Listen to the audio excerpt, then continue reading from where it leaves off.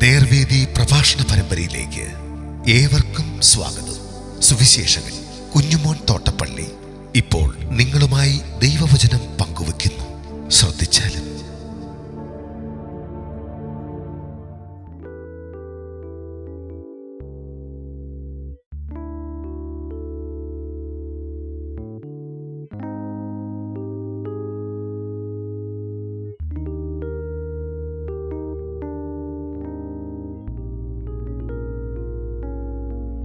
ഹോശേയ പ്രവചനം 4-ാം അധ്യായം.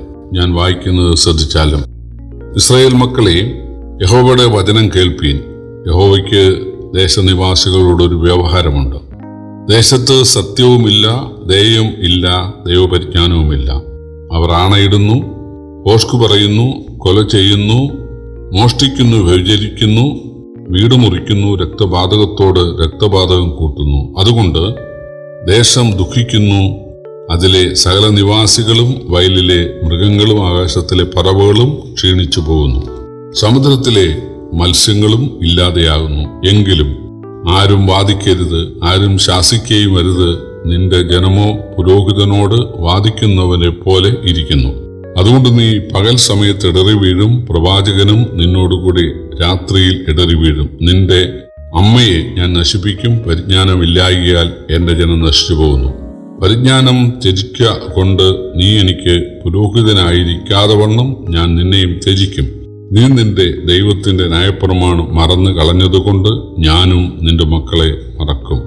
അവർ പെരുകും തോറും എന്നോട് ഏറെ പാപം ചെയ്തു. ഞാൻ അവരുടെ മഹത്വത്തെ ലജ്ജയായി മാറ്റും. അവർ എന്റെ ജനത്തിന്റെ പാപം കൊണ്ട് ഉപജീവനം കഴിക്കുന്നു, അവരുടെ അകൃത്യത്തിനായിട്ട് ആഗ്രഹിക്കുന്നു. ആകയാൽ ജനത്തിനും പുരോഹിതനും ഒരുപോലെ ഭവിക്കും. ഞാൻ അവരുടെ നടപ്പ് അവരോട് സന്ദർശിച്ച് അവരുടെ പ്രവൃത്തികൾക്ക് തക്കവണ്ണം അവർക്ക് പകരം കൊടുക്കും. അവർ ഭക്ഷിച്ചാലും തൃപ്തി പ്രാപിക്കുകയില്ല, അവർ സ്ത്രീ സംഘം ചെയ്താലും പെരുകയില്ല. യഹോവയെ കൂട്ടാക്കുന്നത് അവർ വിട്ടുകളഞ്ഞുവല്ലോ. പരസംഗവും വീഞ്ഞും പുതിയ വീഞ്ഞും ബുദ്ധിയെ കെടുത്തു കളയുന്നു.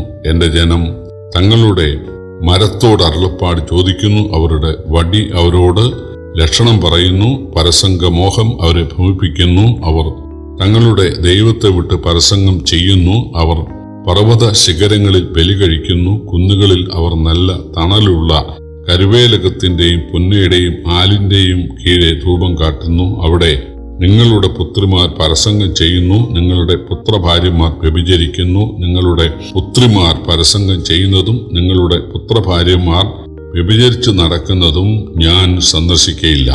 അവർ തന്നെ വേശ്യാ സ്ത്രീകളോടുകൂടെ വേറിട്ടു പോകുകയും ദേവദാസികളോടുകൂടെ ബലി കഴിക്കുകയും ചെയ്യുന്നു. ഇങ്ങനെ ബുദ്ധിയില്ലാത്ത ജനം നശിച്ചു പോകും. ഇസ്രയേലേ, നീ പരസംഗം ചെയ്താലും യഹൂദ അപരാധം ചെയ്യാതെ ഇരിക്കട്ടെ. നിങ്ങൾ ഗിൽഗാലിലേക്ക് ചെല്ലരുത്, ബേത്ത് ആവേനിലേക്ക് കയറിപ്പോകരുത്. യഹോവയാണ് എന്ന സത്യം ചെയ്യരുത്. ഇസ്രായേൽ ദുശാഠ്യമുള്ള പശുക്കിടാവിനെ പോലെ ദുശാഠ്യം കാണിച്ചാൽ യഹോവ അവരെ ഒരു വിശാല സ്ഥലത്ത് കുഞ്ഞാടിനെ പോലെ മേയ്ക്കുമോ? എഫ്രയീം വിഗ്രഹങ്ങളുടെ കൂട്ടാളിയാകുന്നു, അവനെ വിട്ടുകളക.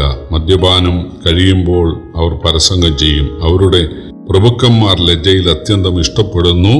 കാറ്റവളെ ചിറകുകൊണ്ട് ചുറ്റിപ്പിടിക്കുന്നു. അവർ തങ്ങളുടെ ബലികൾ ഹേതുവായി ലജ്ജിച്ച് പോകും. ഇസ്രായേൽ ജനം പ്രവാസം കഴിഞ്ഞ് മടങ്ങി വന്ന ശേഷവും ദൈവത്തെ മറന്ന് ജീവിക്കാൻ തയ്യാറായതിന്റെ വിശദീകരണമാണ് 4-ാം അധ്യായം. സാമാന്യജനം ദൈവവചനത്തെ ഉപേക്ഷിച്ച് കൊലയും വ്യഭിചാരവും മോഷണവും ഭവനഭേദനവും നടത്തുന്നു. അതിനാലുള്ള നിലവിളിയും എങ്ങ് ഉയരുന്നു. അതിനെതിരെ പ്രവാചകന്മാർ ശബ്ദിക്കുന്നില്ല.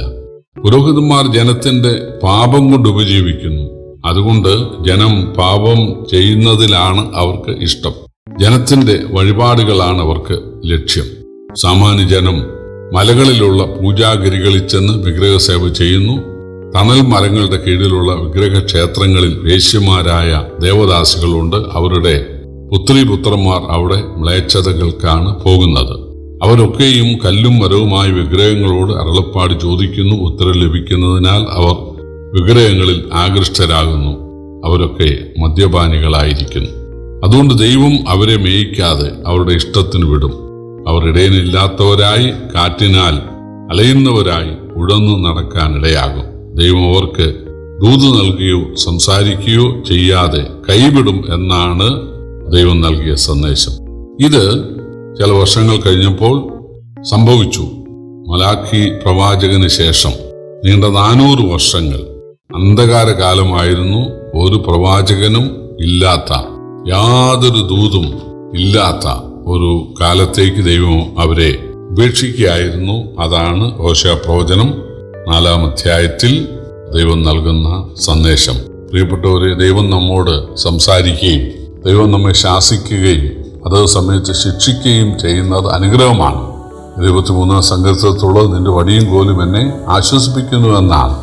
എന്നാൽ 81-ാം സങ്കീർത്തനത്തിൽ ദൈവം അവരെ അവരുടെ ഇഷ്ടത്തിന് വിട്ടുകളഞ്ഞു എന്ന് വായിക്കുന്നുണ്ട്.